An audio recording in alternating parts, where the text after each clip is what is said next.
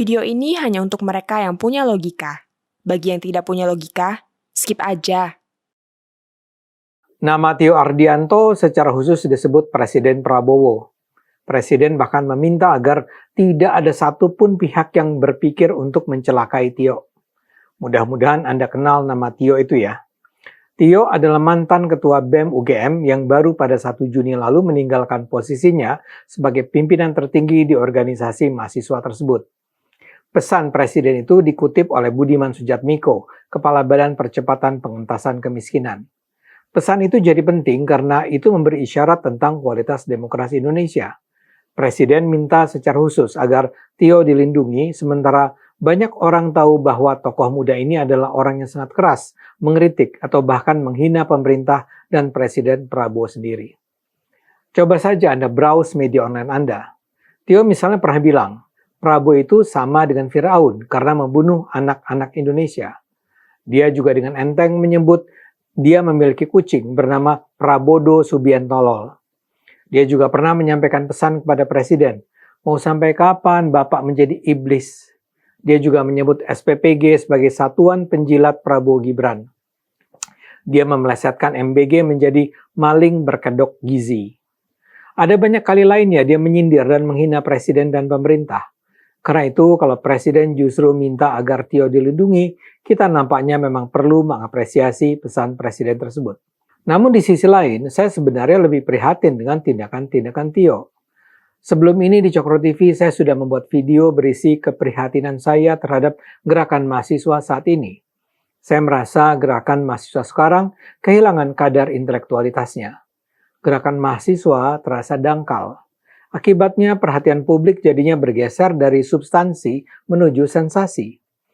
Saya mengatakan itu karena saya sendiri menganggap gerakan mahasiswa memiliki makna penting bagi perjalanan suatu bangsa. Kampus itu diisi oleh kaum terpelajar yang memang secara khusus diminta mempelajari ilmu pengetahuan termasuk soal politik.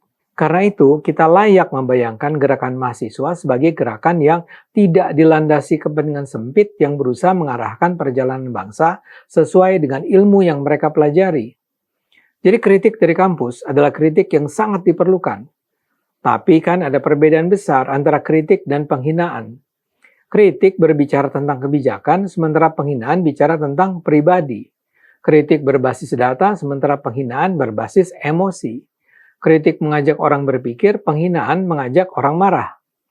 Penghinaan hampir tidak pernah menghasilkan percakapan yang sehat. Tapi justru itulah yang sekarang sering terlihat dalam gerakan mahasiswa. Dan itulah yang secara jelas terlihat pada Tio. Banyak orang, termasuk saya, semula menghormati Tio, yang muncul sebagai sosok mahasiswa yang berani, vokal, dan kritis terhadap pemerintah. Sebagai mahasiswa filsafat yang menduduki posisi ketua BEM UGM, ia memegang posisi yang secara historis memang sering jadi suara penyeimbang kekuasaan.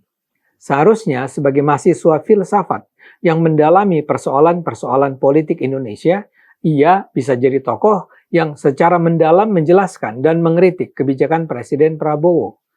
Masalahnya, seperti tadi saya tunjukkan, dia bukan lagi mengkritik pemerintah. Masalahnya adalah ketika kritik mulai bergeser menjadi ejekan dan penghinaan.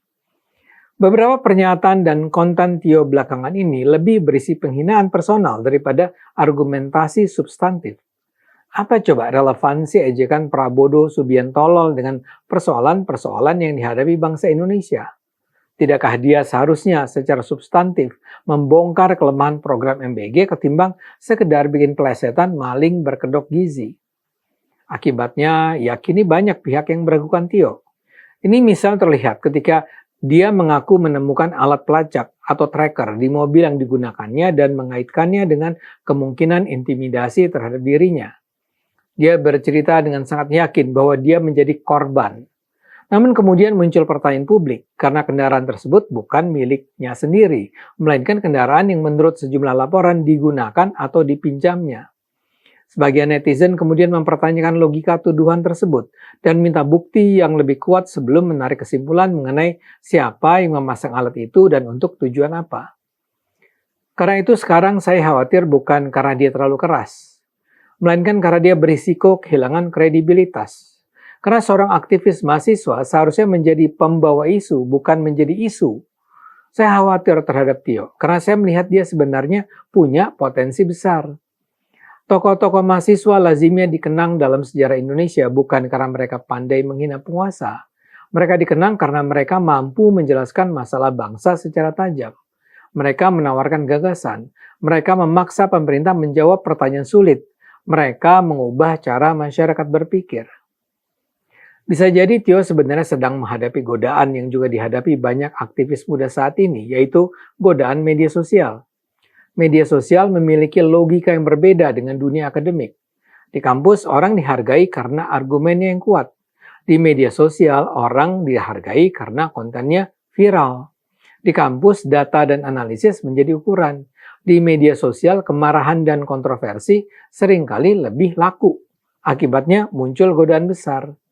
Daripada membuat analisis panjang tentang APBN misalnya, ia lebih mudah membuat video yang menghina pejabat. Daripada menjelaskan persoalan ekonomi secara rinci, lebih mudah membuat konten yang memancing kemarahan. Dan sayangnya algoritma di media sosial sering memberi penghargaan kepada pilihan yang kedua. Inilah yang oleh banyak ahli komunikasi disebut sebagai budaya outrage economy atau ekonomi kemarahan. Semakin marah kontennya, semakin besar peluangnya menjadi viral. Saya melihat Tio kini berisiko terjebak dalam budaya politik media sosial tersebut. Budaya politik media sosial saat ini sering memberi hadiah kepada orang yang paling keras, paling kasar. Kalau Tio membuat analisis ekonomi politik 30 menit yang mendalam, mungkin hanya sedikit yang menonton. Tapi kalau dia menyebut presiden tolol, videonya bisa viral dalam hitungan jam. Algoritma media sosial memang bekerja seperti itu. Algoritma memberi penghargaan kepada kemarahan, kepada kontroversi, kepada konflik. Masalahnya apa yang viral belum tentu bermutu. Dan seorang aktivis yang terlalu lama mengikuti logika algoritma bisa kehilangan arah perjuangannya. Sekarang juga sudah mulai muncul kecurigaan terhadap siapa yang membiayai Tio. Saya paham mengapa muncul pertanyaan semacam itu. Tapi tuduhan tanpa bukti justru akan menempatkan kita pada praktik yang sama buruknya dengan politik fitnah yang sering kita kritik. Karena itu saya tidak akan ikut menuduh siapapun. Yang lebih penting adalah menilai kualitas argumennya. Ukurannya adalah apakah setelah Tio bicara, masyarakat menjadi lebih paham terhadap persoalan bangsa. Ia bisa memilih menjadi influencer politik yang hidup dari kontroversi.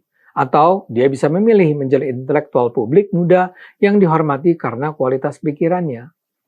Kalau mahasiswa hanya menjadi tukang gaduh yang sekedar ribut tanpa mutu, demokrasi akan kehilangan salah satu mekanisme koreksinya yang paling penting.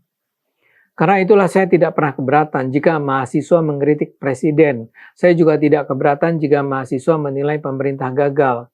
Bahkan kalau ada mahasiswa yang mengatakan presiden harus mundur sekalipun, itu tetap bagian dari kebebasan berpendapat dalam demokrasi. Jadi persoalannya bukan pada kritik, persoalannya adalah pada kualitas kritik. Saya percaya Tio adalah tokoh muda yang bisa jadi juru bicara kebenaran di Indonesia. Dia seharusnya tidak perlu terlihat mengejar-ngejar popularitas. Karena seorang intelektual memang tak memerlukan keramaian. Banyak intelektual memilih berjalan di pematang yang sunyi. Dan Tio sebenarnya memiliki modal yang lebih memadai untuk mengingatkan Indonesia tentang pilihan jalan yang harus ditempuh. Kalau tidak, dia hanya akan menjadi semacam stand-up comedian yang mengajak orang tertawa tanpa memahami kebenaran yang akan menyelamatkan bangsa. Ayo gunakan akal sehat, karena hanya kalau kita gunakan akal sehat, kita akan selamat.